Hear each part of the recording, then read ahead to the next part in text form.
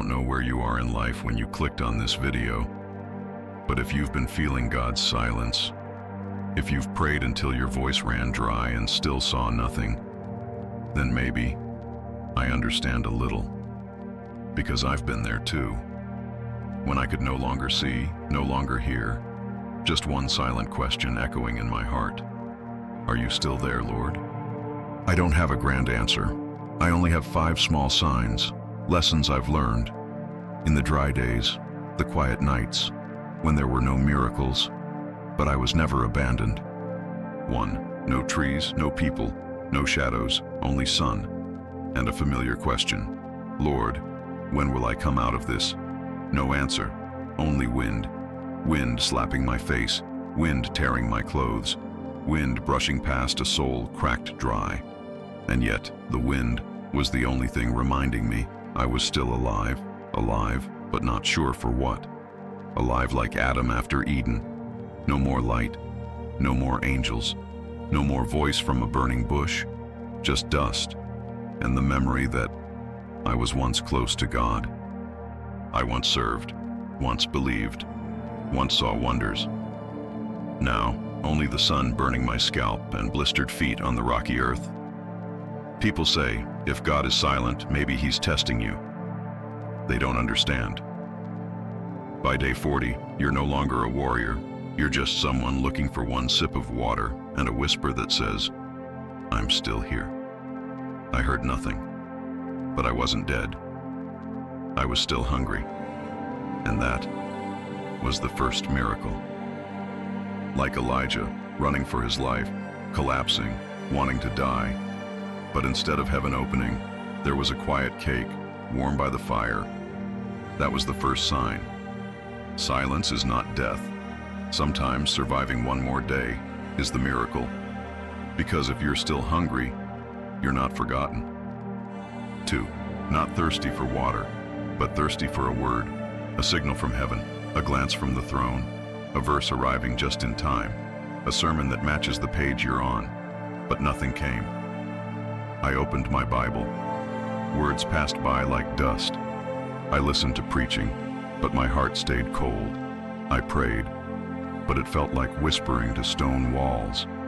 I began to doubt. Maybe God is angry. Maybe I did something wrong. Maybe he's moved on to someone else. So I stepped back, stopped forcing, stopped demanding. And I saw an old road, dusty, but still bearing footprints. I didn't know whose, but someone had walked this way and survived. Like the Israelites wandering the desert, they asked, "Where is God?" And God answered, not with an appearance, but with manna in the morning. No dramatic sign, but still enough. I opened an old journal, found a line I once wrote when God touched me. I wept, not from emotion, but from the memory that there was once a word. And maybe that word is still enough today. That was the second sign. God may not send a new word, because the last one still stands. He doesn't repeat himself. He reminds you. You already know. 3. No one talks about the cold. They talk about the fire of the Spirit, the light from heaven, the trumpet of angels. But some nights, there's no fire, only cold. The cold of loneliness, the cold of waking at 2 a.m. with tears you don't understand, the cold of sending messages, and no one replies. I learned to sleep close to the ground, not because I'm humble, but because I'm exhausted. I learned to breathe slow, not because I'm at peace, but because I have no strength left to fight. I learned to listen, not for thunder, not for God's voice in the clouds, just to know that my heart was still beating slow, but real, not burning like when I first believed, but faithful, like a small flame in a cave, like when Elijah curled up in the cleft of the rock, and God didn't come in the storm, but in a gentle whisper. And I started hearing myself so clearly, I understood. Maybe God stopped speaking because he's waiting for me to finally listen to what he planted in my soul long ago. That was the third sign. He's teaching you to hear your own soul, so one day you'll hear him again, because those who can hear themselves in the night will know his voice when the morning comes. 4. I wandered in circles. I grew angry at myself. I slammed my hand against the ground and cried.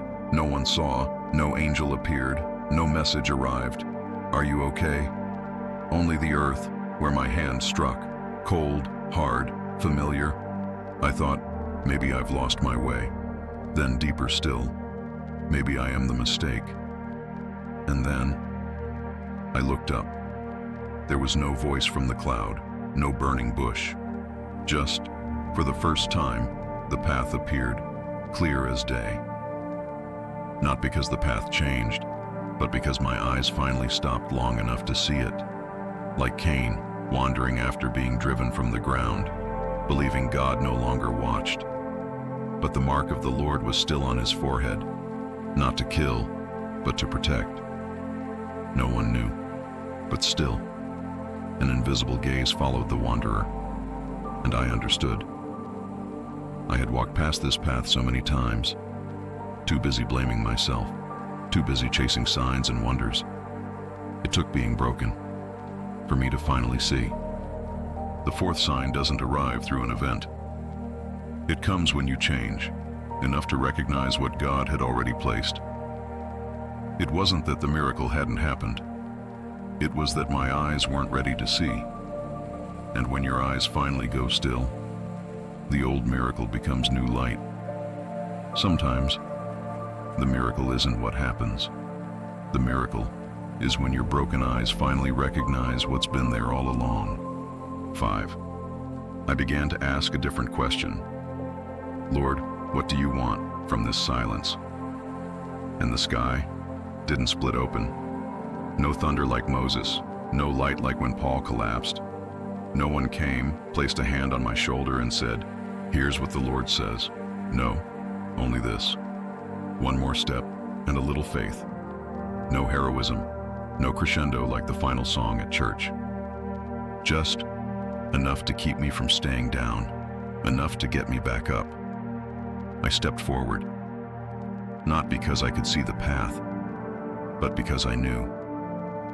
If God is teaching me to trust, then moving forward is a form of answer. Like Noah walking one day onto an ark built under the blazing sun. No sign in the sky, no signal from above. Just a call from before, and a quiet action that didn't betray the belief I once held. That is the final sign. When you keep walking, even when you see nothing, you become the proof that God was never silent. God didn't teach me to hear his voice through sound.